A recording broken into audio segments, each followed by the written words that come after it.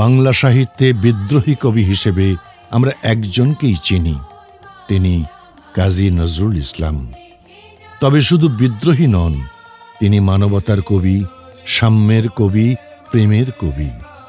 তার কাব্যে অন্যায়, অত্যাচার, পরাধীনতা ও সাম্প্রদায়িকতার বিরুদ্ধে তীব্র প্রতিবাদ যেমন উচ্চারিত হয়েছে, তেমনি প্রেম, সৌন্দর্য, মানবতা ও সাম্যের বাণীও সমান শক্তিতে প্রকাশ পেয়েছে।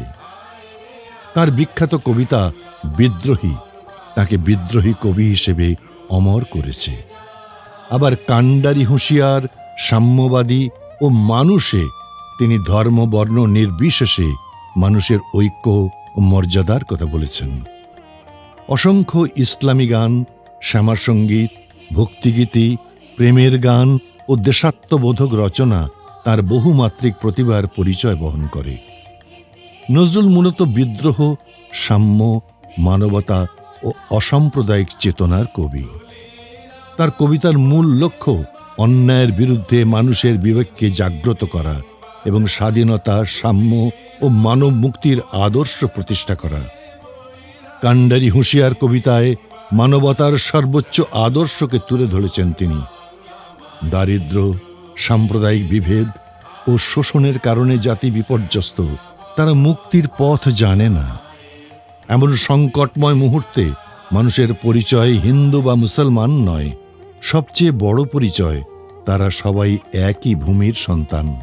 তাই ধর্মীয় বিভাজন ভুলে মানবতার বন্ধনে ঐক্যবদ্ধ হওয়াই জাতির মুক্তির একমাত্র পথ। আজও মানবপ্রেম, জাতীয় ঐক্যের সেই আহ্বান সমান প্রাসঙ্গিক, কারণ মানুষের জীবন ও মর্যাদাই সকল পরিচয়ের ঊর্ধ্বে। কান্ডারি হুঁশিয়ার কবিতায় তিনি বলছেন, অসহায় জাতি মরিছে ডুবিয়া, জানে না সন্তরণ।